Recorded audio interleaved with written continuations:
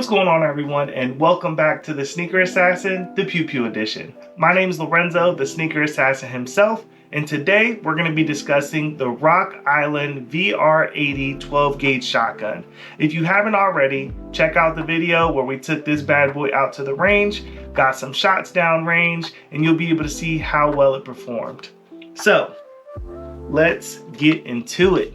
So I will tell you, when I first saw this shotgun online, I was like, I have to have it. It gave me definitely like the Stormtrooper vibe. So definitely a really cool concept with the white and black.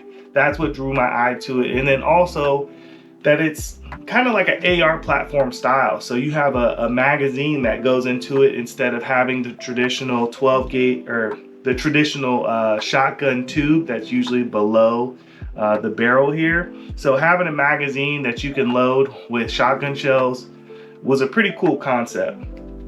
So as far as price point, I want to say I bought this one from Cabela's and it was about 800 bucks. So I've left it completely stock how I bought it from the store. So there's a couple things that I definitely would like to change about it. So with the first thing is this buttstock and hand grip combo. So you see it's all attached here. So it makes it really weird when you're trying to, maneuver and shoot and do different shooting styles or positions. It limits your ability to kind of move the shotgun how you want to. So I definitely want to upgrade this to a adjustable buttstock and a regular pistol grip for this one in particular. Now, as far as the actual what do you call this, like the buttstock like buffer or the padding here on the back, it's actually pretty good. So the recoil on this shotgun really isn't bad at all. So recoil wise, it's pretty decent.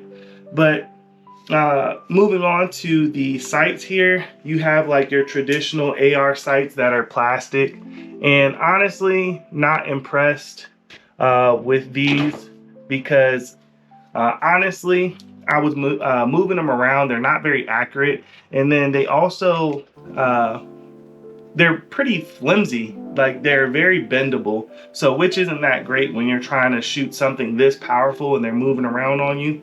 But I will say the good thing about it is it's a 12 gauge shotgun. So no matter if you're aiming or not, if you're pointing in the right direction, you're pretty much going to hit your target. So not that big of a deal. But later on, I probably will put a red dot on there just to have a little bit more accuracy. As far as like the buttons go, you have your magazine release button here. The buttons on here are pretty large, so they make it pretty easy for you to find, which is good when you're, dealing with an AR style anything. And then you also have your slide catch or your bolt catch, and then also the actuator button for the bolt to go ahead and rack the rounds out or clear it out.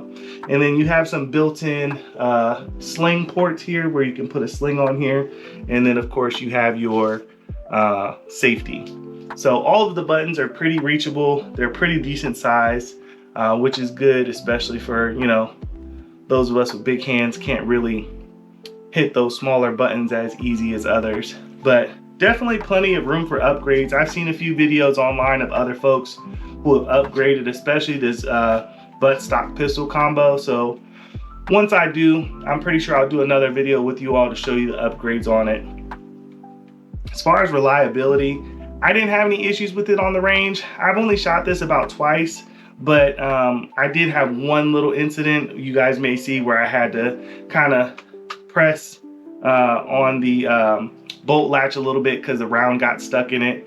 But again, I never really shot it before, so it probably didn't have sufficient lubrication in there to let that shotgun shell go into the chamber. But seemed pretty reliable to me. All of my shots ended up, downrange on target. It didn't jam. I didn't have any catastrophic failures or anything. So reliability, it's pretty good. And then also over time, if you're shooting it for long periods of times, a really cool thing about this design, this like honeycomb and all these ported designs into the barrel, these are meant for the barrel to cool off quicker. So when you're shooting actively and you're shooting a lot of rounds, having this design or having all of these holes throughout the the gun here allows it to breathe much better, so that way it cools down. So definitely a really cool concept as far as like the honeycomb, and then these designs here, again, definitely gives me Stormtrooper vibes, which is pretty cool.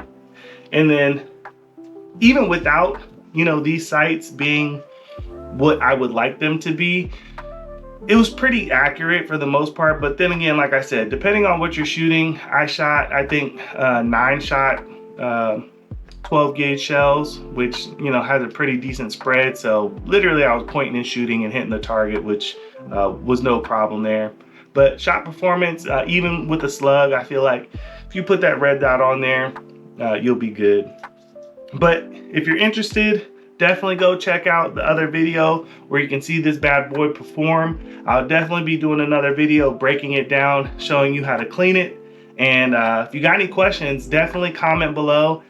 Any questions you got, I'll do my best to answer them. But most of all, go check my other videos out, like and subscribe, and I'll see you all soon.